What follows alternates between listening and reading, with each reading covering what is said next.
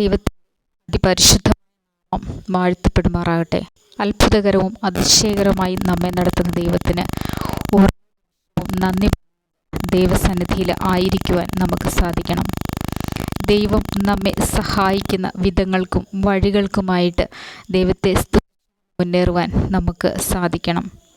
ദൈവത്തിന് സ്തോത്രം ചെയ്തുകൊണ്ട് അനുഗ്രഹങ്ങൾ നൽകുന്ന ദൈവത്തെ സ്തുതിച്ചുകൊണ്ട് മുൻപോട്ട് ജീവിക്കുവാൻ ഓരോ നിമിഷവും നമുക്ക് കഴിയൂ. ദൈവം നമുക്ക് നൽകുന്ന എല്ലാ അനുഗ്രഹങ്ങളും ദൈവത്തോട് ചേർന്ന് നിന്ന് നമുക്ക് പ്രാപിക്കുവാനായിട്ട് പ്രാർത്ഥിക്കാം.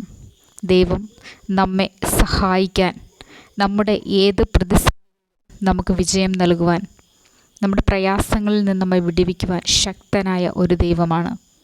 ദൈവം നമ്മെ സഹായിക്കുക തന്നെ ചെയ്യും. യെശയ്യാവിൻ്റെ പുസ്തകത്തിൽ 41 അധ്യായം അതിൻ്റെ 14 വാക്യം പറയുന്നു, പുഴുവായ യാക്കോബേ, ഇസ്രായേൽ,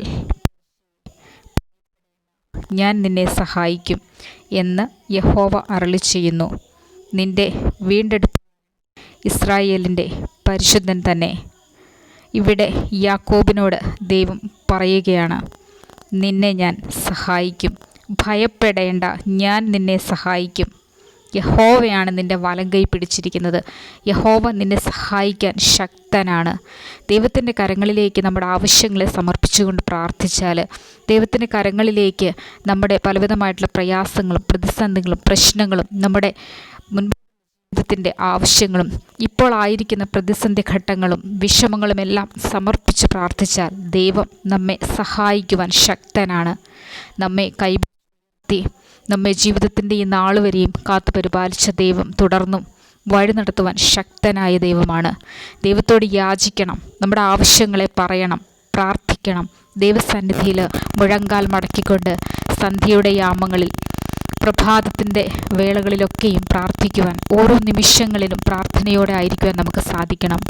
നമ്മുടെ ജീവിതത്തിലെ ഘട്ടങ്ങളിൽ മുൻപോട്ട് ജീവിതം എങ്ങനെ പോകും എന്ന് നിരാശയോടുകൂടി ആയിരിക്കുന്ന അവസ്ഥകളിൽ ദൈവത്തോട് സഹായ നമുക്ക് പറയുക. നമ്മുടെ ആവശ്യങ്ങളെയെല്ലാം ദൈവസന്നിധിയിൽ തന്നെയെപ്പോലെ ആളുകളിലേക്ക് നമ്മുടെ ശബ്ദം അതെ ദൈവത്തോട് മാത്രം ഇരുന്ന് നമ്മുടെ വിഷമങ്ങളെ പറയുവാൻ നമുക്ക് സാധിക്കണം. ഓരോ ദിവസവും രക്ഷപ്പെടുവാനായിട്ട്, നമ്മുടെ മുൻപോട്ടുള്ള ജീവിതത്തിൽ തടയുവാനായിട്ട് ദൈവത്തോട് നമുക്ക് യാചിക്കുവാൻ, നമ്മുടെ കുഞ്ഞുങ്ങളുടെ ആവശ്യങ്ങൾക്കായിട്ട്, സാമ്പത്തിക സ്ഥിതിയെക്കുറിച്ച്, കടത്തിനൊരു മാറ്റം വരുവാനായിട്ട്, കുഞ്ഞുങ്ങളുടെ ജോലിക്കായിട്ട്, കുഞ്ഞുങ്ങളുടെ നല്ല കുഞ്ഞുങ്ങളുടെ വിവാഹ ആവശ്യങ്ങൾക്കായിട്ട്, നമ്മുടെ ജീവിതത്തിൽ ഉണ്ടാകുന്ന പല പല പ്രതിസന്ധി ഘട്ടങ്ങളെ മാറുവാനായിട്ട്, അതിനെ തരണം ചെയ്ത് സന്തോഷവും സമാധാനവും നമ്മുടെ ജീവിതത്തിൽ ലഭിക്കാനായിട്ട് ദൈവത്തോട് നമുക്ക് യാചിക്കുവാനും സാധിക്കണം.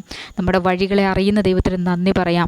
നമ്മെ ജനിക്കുന്നതിന് മുൻപേ കണ്ട ഒരു ദൈവം നമുക്കുണ്ട്. നമ്മുടെ ആവശ്യങ്ങൾ, നമ്മുടെ മുൻപോട്ടുള്ള ജീവിതത്തിൻ്റെ ഓരോ പാതകളും നേരെയാക്കുന്ന ഒരു ദൈവം നമുക്കുണ്ട്.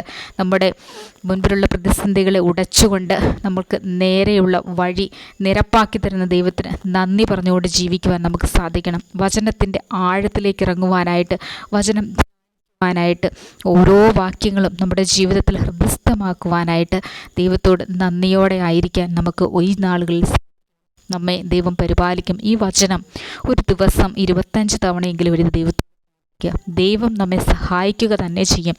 നിങ്ങളുടെ ആവശ്യം കൊണ്ട് ദൈവത്തോട് പ്രാർത്ഥിക്കുവാൻ തയ്യാറാകുക. അവൻ നമ്മെ വിടുവിക്കുക തന്നെ ചെയ്യും. സഹായിക്കട്ടെ.